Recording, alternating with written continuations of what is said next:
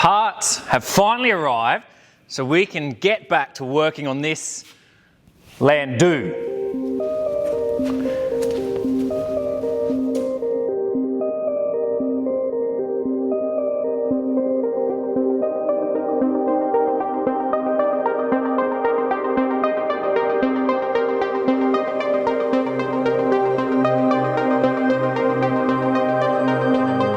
This is my father's 1974 Ford Landau, which has been off the road since 2011. And he tells me that this one drove the best out of his collection.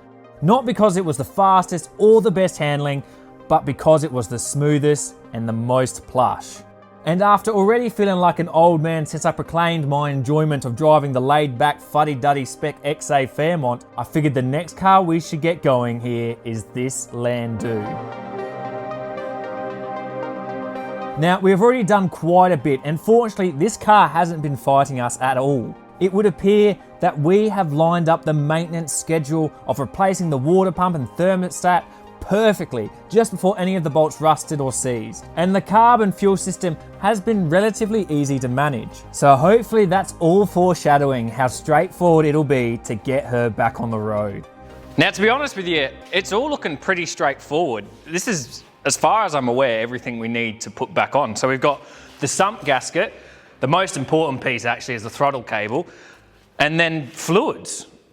That's about it. So if anything, I think today it's going to be mostly troubleshooting, but given that this ran fine before it was parked in the shed for over a decade, I don't think we're going to have that many issues. So I suppose we pop the throttle cable on and try and start it. Let's hope it's that easy. Let's just hope that it's going to go like that. Then we're going to refine the hole where this went through. There it is.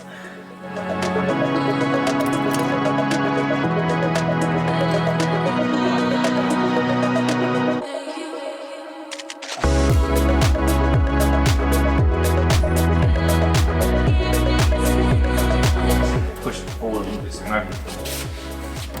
that's going to be a world of pain. Oh, my God.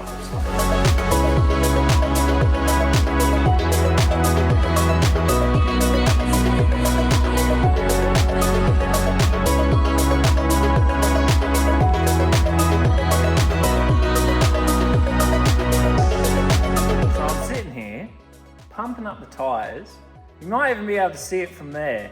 I've just realised something. That's not good. That stud is no more. That is really not good. We're gonna have to address that.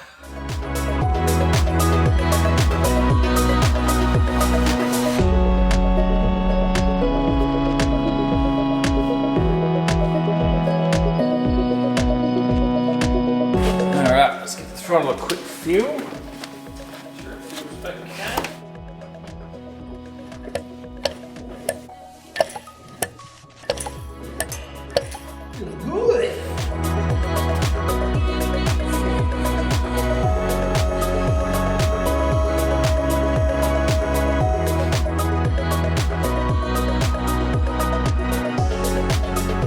It is looking surprisingly good under here. It looks really good, considering its age. I was expecting this to have all flogged bushes and everything like that, like the XAs had. Nah, most of them have been, dare I say, all of them have been replaced. Both the upper and lower ball joints here at the front, they look really good. The sway bar mounts, they're starting to get a bit old, but they're not looking too terrible. The worst thing's probably the tie rod ends, both the inner and outer, but that's all right. The pitman arm looks okay. Next thing to probably the engine mount starting to crack, and the worst one is the transmission mount. That's definitely looking the worst. But overall, it's really good. Yeah, I'm kind of shocked. I was expecting this to be a bit of a nightmare. The sump, I don't even know if the sump is actually leaking, because by the looks of everything here, it probably is weeping a little bit. And we've got the parts, so we might as well still replace it. The next thing, you can definitely see that the transmission sump is leaking, and the worst one is the rear diff. But you know, that's just showing it's got oil in it. It's fine. So we'll do the sump. I've never done it whilst it's on the car, so this might be a bit interesting, though it looks like everything's pretty accessible. I've got good access to everything. I say that now, we'll see what that's like when I start working on it. See how many swear words I start saying. Damn, I might even be able to start it today. That's such good news. All right, let's drain the oil.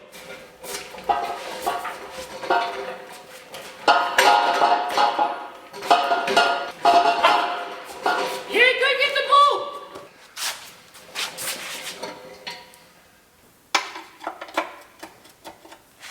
Oh, what size is it? Oh, there you go, that size.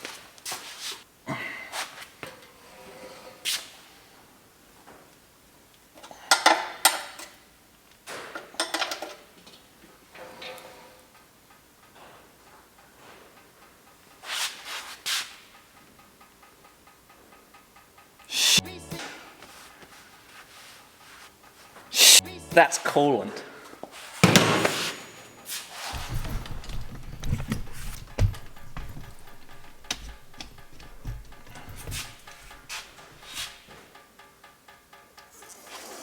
That's not meant to be green.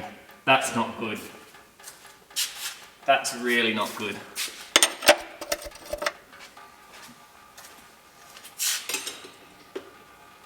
Oh no.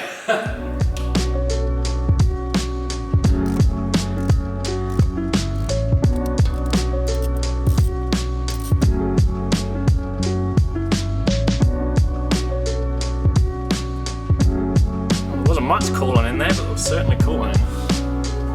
Maybe it wasn't coolant. Maybe it was just some weird looking oil that sat for a long time. Oh no, that looks like coolant. That is not good, man. Ah, that's not good. I think we still pull the sump off. And look what's inside. So our little gem of a project car has started to misbehave in quite a big way, which not only sucks, but is very much so concerning.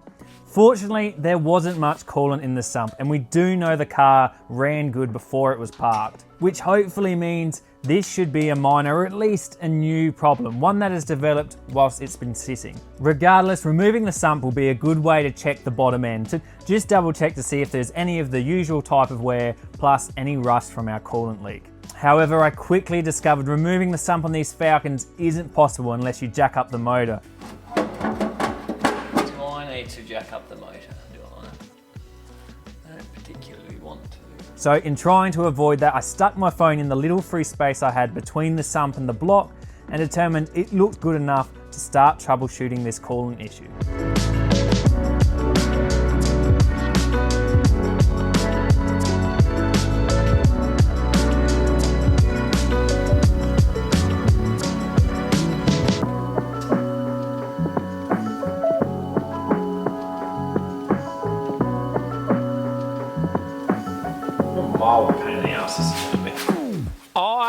I've done a bit of Googling and I think I know what we're doing about that coolant. It's to do with what's under here. In that sump, there was the smallest, tiniest little bit of coolant and it dripped out, I don't know, maybe 20, 50 mils, if that. I don't want to just risk it and say it could be like condensation or anything because it was quite green.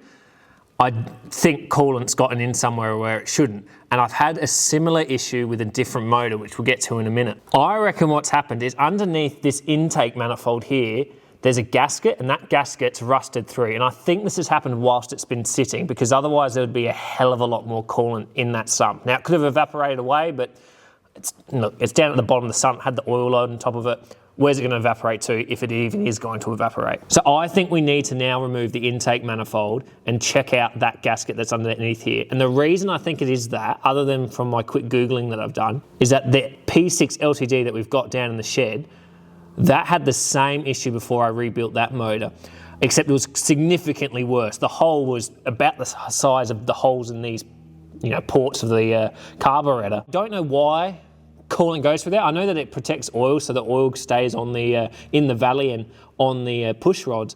I don't know if the coolant's just travelling from one side to the other of the manifolds, of the heads. So I'm not too sure why coolant goes up there, but I know it does. And that's where I think we're having our issues. Now, if it's not that, it's got to be heads then, because the front sandwich plate between the timing chain and the water pump, that looked fine. It was a bit of pitting and stuff in it, but overall it looked pretty okay. So it's either this or it's head gaskets. I'm guessing it's this, because if it was head gaskets, I'd imagine we have a hell of a lot more oil down in there. And on top of that, after removing rocker covers, I think we would have seen corrosion up here if it was running and it was head gasket. That does now mean all this beautiful work we've done up here, which mainly is just the carb, we need to now remove, which kind of sucks. But look, it's good that we saw it, it's good that we've seen it, it's good that there's, you know, been coolant down there, because if there was nothing and we tried to run this for an extended period of time and there is a crack or rusting or some sort of corrosion up in that gasket, we're going to have some nightmares. So we might just, from that little bit of coolant, we might actually be saving this motor and not condemning it to be rebuilt. Let's hope that's the case at least. So now we'll remove the carb, then we take the intake manifold off. All being well, we should have the gaskets pretty quickly. These, as I've mentioned, like this does happen. I've had it happen on a different car. We should be able to get it pretty quick. But first, let's pull it all apart. And hopefully it goes all right.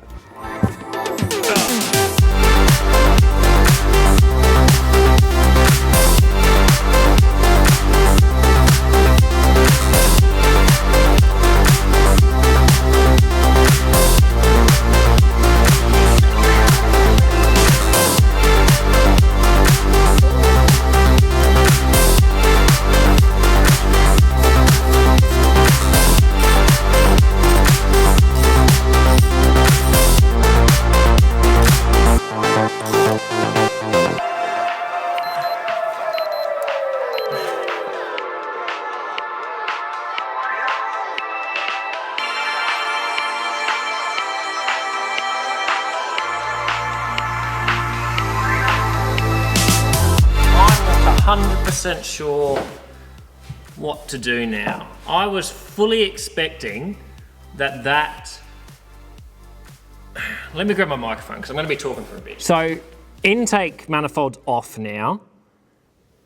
I've removed the gasket. It doesn't look bad. It's a bit rusty, the gasket, but it looks fine. There's no obvious holes or anything in it. The top of the engine up here, this all looks fine. It doesn't look like there's any sort of build-up of anything. The next question really is now, do we remove the heads? Like, it was such a small amount of coolant.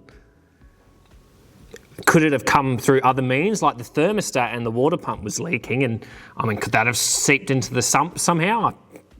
Potentially. This used to all have cork gaskets on it, and I'm going to put some cork gaskets back onto the bottom of the sump. I don't know. I suppose it could be leaking. We saw a lot of coolant down on the brace that supports that adds additional support to the starter motor.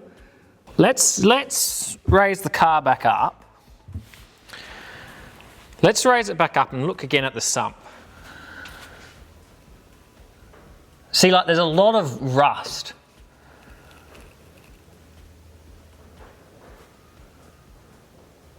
Oh. Is that coming from the head, or is that? There was a...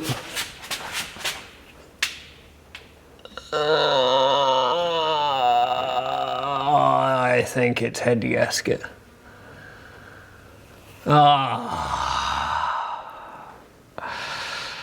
I think it's head gasket. So up here, I noticed there was quite a bit of rust, and I didn't give it much consideration because I thought, oh, that's, just come from the water pump, not thinking how it managed to get this far back here. Considering it now, it looks like it could have been squeezed out from the head, which means the head gasket's failed. Son of a bitch. Oh no! I don't want to do head gasket. I hate doing exhaust manifolds. Right, here's the situation. Old cars. They just leave you with surprises left, right and centre. You know, they're full of character, full of adventure. This one's quite the adventure. So, I'm pretty damn certain that the head gasket on the driver's side is gone. By cylinder, I would say, I can't remember what the numbering order, I think that's cylinder 3. It doesn't look like it was running whilst it had let go. Yeah, there's a lot of corrosion there, but when I first looked at it, there was nearly no coolant in it, and the amount of coolant that we had in the sump, whilst it still had heaps of oil, I gather that this has just happened over time. Now that's good and bad news. So the good news is, it's unlikely that the pistons and everything's warped. The block's probably fine. The bad news is, that doesn't mean that rust hasn't caused issues and pitting, which is what I'm worried about. So we need to make a decision now. Do we remove the heads, which, fine and dandy, we can do that, and look at replacing the gasket? The only drama is, we remove the heads, and then we might see, oh look, there's pitting too much, like it's too far gone. This whole engine now effectively needs a rebuild, which, coming to look from the inside, like how much carbon build-up and stuff there is, look, it could help. It could definitely do with one. It's not needed now, but it's definitely on the path to it. Given that this isn't actually my car, this is Dad's and in his collection, I'm going to have to speak with him and see what he wants to do, because a rebuild's a big, expensive job. And I have rebuilt motors before, but I've always done it as sort of more of an apprentice position, you know, being a helping hand. I wouldn't mind tackling it, doing it by myself. I've got all the books and everything that tell me what the torque specs and everything is supposed to be and the tolerances. I don't have all the tooling, but I can go purchase that. But that's the conversation we need to have now. We need to have now what is going to be the plan with this car, and specifically this motor. So I need to make a phone call and find out what we're going to do about it, because either way we look at it, it's going to be a big job. Yeah, bit of a downer.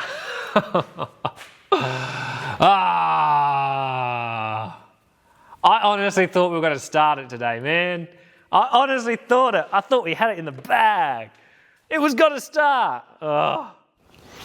All right, so a bit of time has passed and a couple of phone calls have been had, and we're doing the obvious course of action. So what we're going to do is, we're not going to pull the motor or do anything drastic just yet. We're going to try and pull off this head here, the one that we suspect is the one that's causing us dramas. I've already taken off the exhaust manifold because they frickin' suck, and it was just me swearing and fighting with it, and it made me bleed. Pretty standard, to be honest with you. I've removed the rocker cover, so now we're going to take all the rockers out, pull the push rods out, and keep them all lined up, keep them all in order, because they've all worn obviously to each cylinder and each valve stem and rocker and cam lobe and all that nonsense. So we'll keep them all together.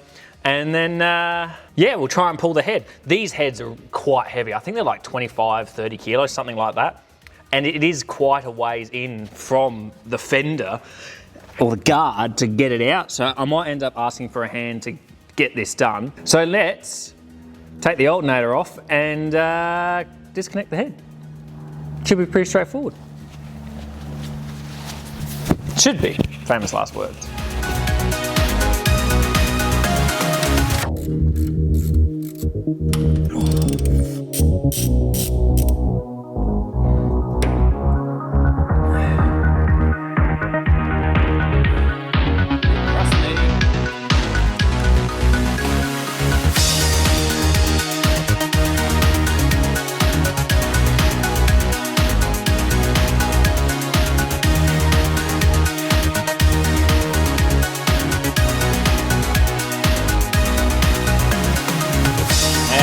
Difficult bit. Head studs themselves. Oh, flipping hell. Yeah, man. Come on, you're making the noises. Oh, yeah, come on. Yeah.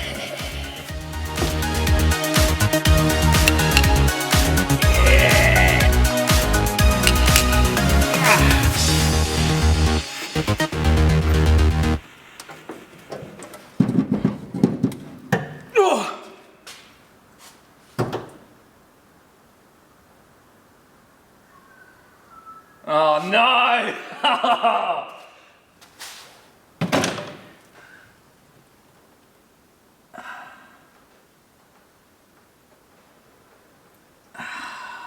No.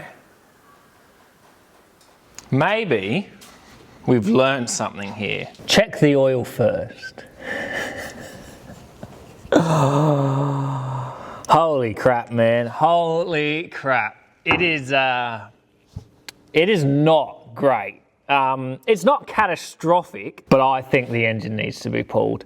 And the general sum of the matter is this is the factory motor, and most of this car is factory. We don't want to risk detonating this motor or doing something bad to this motor to where it no longer can be used, because that's not uncommon for these. Like, if you just not care about them, they will blow holes in the block. We've had it happen to other motors before. I don't think it's worth risking just whacking another gasket on and calling it a day. So let's sum up what's happened. So we've pulled the head off. There was coolant in cylinders 2, 3, 4. Now, that could be because there was some coolant still trapped in the head. I don't think that was very much the case, because if we look on all the cylinders, I first thought it was just 2 and 4, but all the cylinders, they've got obvious signs of surface rust. And when looking at the gasket, there's a port on the front of the engine at the lower side where coolant flushes through, and it is completely and utterly blocked. I can't even push it through. It's stuffed. Like, I cannot. There's just build-up of rust and grime and crap. I haven't looked to see if there's any further rust and how bad it is and if there's any warping, but when just running my finger over the edges of the walls just to feel out that rust, I noticed that a part of the combustion chamber that mates up with the head, they're not all flat. So that there and that there feels pretty flush. Here, it's getting a little worse. Here, it's really bad. Like, that's like a mil out. That's all right over there. And then this one's the worst. Look, you can even see it casting a shadow. It's, that one's by far the worst. And all of them have got a little bit of a lip underneath. So, it's not worth risking. There's no point. Not at all. Yeah! I honestly thought we were going to start it. I honestly thought. And look, it probably would still run like this for quite some time. It's not that bad. But as I said, factory motor, it's not worth risking. It's not worth going through all this drama and potentially detonating this block.